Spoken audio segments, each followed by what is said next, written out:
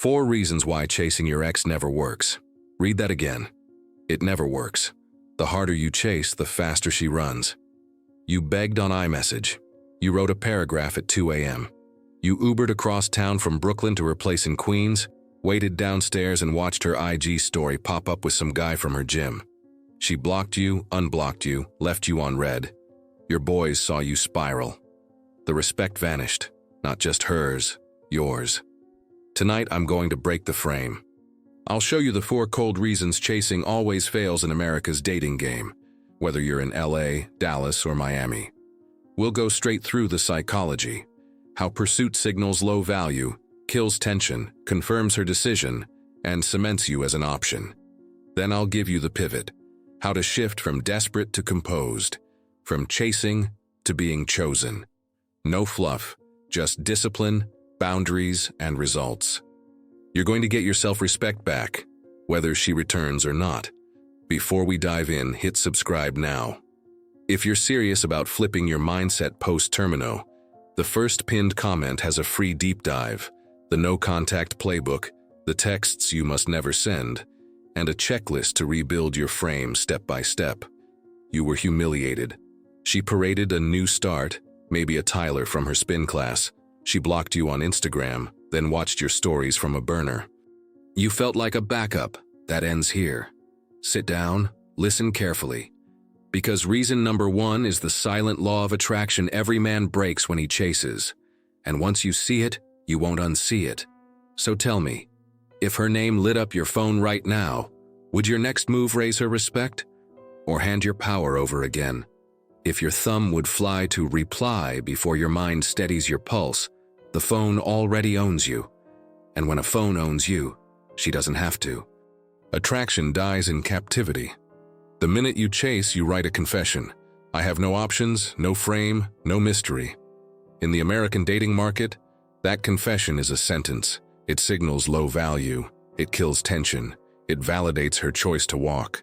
It locks you in the cabinet labeled, maybe if I'm bored. This is where men slip after a breakup. They call it fighting for love. It's just abandoning self-respect with receipts. You refresh her Instagram like it's a stock ticker, drill into location tags, scan who liked her beach photo in Miami, and pretend it's strategy. It's stalking disguised as research. You do not track a woman like a private investigator and expect to be treated like a king. You beg on text, send the 2 a.m. paragraph again, apologize for things you didn't do just to reopen the door. You do not negotiate your dignity for access. You buzz her building just to talk and end up standing on a sidewalk in Queens while her neighbor's dog judges you. You do not loiter at the gates of a person who dismissed you. You drink a little too much on a Friday, stare at your reflection in a dark Uber on the FDR, and hit send on a message that feels poetic at 1:47 a.m., but reads like a cry for help at 9. You do not hand your future to whiskey, and when the desperate orbit fails, you pivot to the soft trap. You accept, let's be friends, and wear it like a participation ribbon. You become her on-call listener for the guys she dates next, the afternoon coffee when her plans fall through, the "you're such a good guy" text sprinkled over your confusion like powdered sugar. You do not trade romance for proximity. You do not agree to limbo and call it loyalty. Culturally, this is how it plays out here. She's at Barry's in West Hollywood, getting attention, options, a line at the door. You're debating a Venmo for the last date like that'll symbolize anything. She's brunching in Dallas, mimosas clinking, girls telling her, don't settle. You're in a dim bar in Austin, watching Longhorns highlights you don't care about, pretending not to hope her name lights up. She's on the Beltline in Atlanta, headphones in, a new playlist, a lightness in her step. You're counting days of no contact like a prisoner marking walls. This asymmetry is not about worth. It's about posture. A man who chases admits he has no gravity. A man with gravity doesn't chase. He orbits a purpose that demands respect. Here's the twist you didn't want to hear. Every time you plead, you don't just lose her respect. You teach her you are safe to discard. Every "please hear me out" confirms her decision was correct. Every check-in just to see if you're okay cements you as an option, not a choice. And options get tapped when plans A, B, and C fall through. That's not malice. That's human nature responding to incentives. You don't fix incentives with flowers. You fix them with absence. Watch this play and tell me you haven't run it. You text, she delays. You double text, she delays longer. You call, she sends it to voicemail and posts a story. You comment on the story, she replies with an emoji. You call that progress. It's not progress, it's sedation. She keeps a door cracked just enough to keep your attention warm, because attention is social currency. Meanwhile, your boys notice you turned into a ghost of yourself. You stop lifting. You stop challenging yourself at work. You lose edge. You lose frame. And when a man loses frame, the world stops negotiating with him. So you pivot now, and you pivot hard. You do the thing no one around you expects. You go quiet, not passive, not sulking, not posting thirst traps to bait or burn her. Quiet, like a man with business. You tighten your circle. You confront the ache sober. You put your phone in the glove box when you drive so you don't accidentally wander onto her page at red lights on the 405. You cancel the late-night DoorDash that keeps you heavy and foggy. You choose the gym at 6 a.m. Bushwick over the bar in the Lower East Side at 1 a.m. You move your body until your head clears. You drop into jiu-jitsu and get humbled in 10 seconds until your ego remembers how to be useful again. You knock out the certifications you've avoided. You book a dental cleaning. You fix the little things, because little things compound. Compounding is how men rebuild value. And rebuilt value doesn't need to chase, especially not someone who already said no. Listen to Mark's story and find your reflection. 33 from Columbus, works in logistics, decent salary, decent apartment, a good guy with soft edges. He dated Kayla for a year and a half, thought she was it. She caught a new vibe at her office, started talking about needing space, then space became silence. Mark did everything wrong. He drove to her place with flowers. He cried in his Camry with the engine running. He sent a 9-paragraph email that could have been a novel. He agreed to be friends. 2 weeks later, he saw her on a scooter in the short north with a guy in a vintage Browns cap. He broke. That night he drank, texted, called, left a voicemail he couldn't listen to the next morning. He woke up ashamed, heavy, and small. Now the part no one predicted. He called his older cousin in Chicago, a man who'd been through the fire. The cousin said one sentence, "You're done performing." Mark deleted her thread, muted her everywhere. He told his mother and sister not to update him. He wrote down a code and taped it on his fridge. He got a haircut from a barber who actually understood his head shape. He bought 3 shirts that fit like a decision. He joined a gym that felt uncomfortable and kept showing up anyway. He stopped scrolling after 10 p.m. He learned how to box badly, then better. He started mentoring a kid from his old high school on Saturdays. That did something heavy to his chest, in a good way. 7 weeks later, he laughed without thinking about her. 10 weeks later, his manager handed him a project that doubled his visibility. 14 weeks later, an old friend introduced him to a woman at a rooftop in Cleveland. She noticed the calm first. She noticed the eyes second. He wasn't trying. He wasn't selling. He had become a man with gravity. And Kayla? She texted him at week 16. "Hey, stranger, how have you been?" Mark saw it after a meeting and felt the old jolt. He didn't reply for 2 days. Not to punish, to check his code. On day 3, he wrote, "Doing well. Busy. Hope you're good." No emojis, no memory lane. She pushed for coffee. He paused. He met her at a nice spot at 2 p.m., stayed 1 hour, left first. He did not audition. He told one truth. "I'm not available for friendship. If you want to date with clarity, that's a different thing." She hesitated. She talked about seeing what happens. He stood, paid, hugged goodbye, and walked to his car. The sun felt different. Whether she came back or not didn't matter. He had become unreachable to the old version of himself. That right there is the only win that counts. The code he taped to his fridge, you'll write your own. But it sounded like this. Silence is leverage. Respect before romance. No contact means no contact. Attention is currency. invest where it compounds. Purpose first, always. These aren't Instagram captions. They are decisions you enforce in the quiet when no one is watching. When the ache is loud and the city is loud and the easy path is a drunk text away, you choose the hard path. Because a man who chooses the hard path becomes the man who gets chosen. Now, understand what happens when you stop chasing. The polarity returns. The tension breathes. If she was ever going to feel it again, this is the only environment where that spark can live.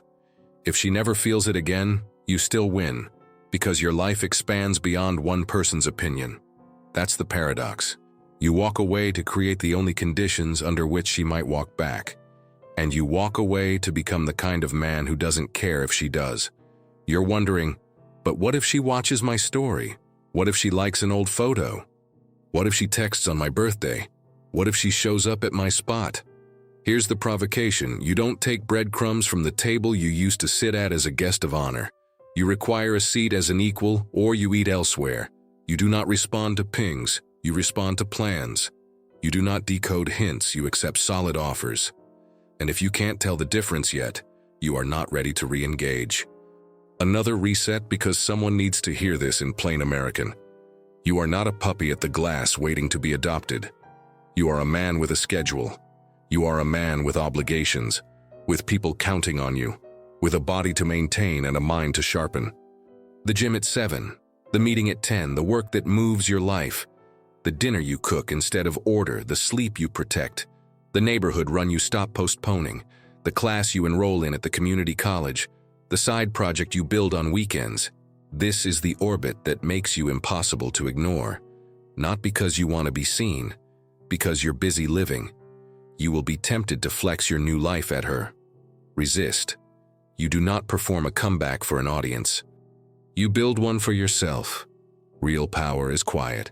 Real power shows up on time, returns calls, lifts the weight, keeps promises, and exits rooms that injure respect. That's the Godfather lesson without the theatrics. A man with a code does not raise his voice.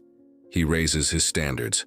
So ask yourself again, if her name lit your phone right now, would your next move raise her respect or hand your power over again? Would you chase the past, or would you guard the future? Would you grab at a memory, or would you walk like a man who knows exactly what he brings into every room? Stay with me, because in the conclusion, we're going to do something most men never do. We're going to make a final ruling. No more gray areas, no more "it depends."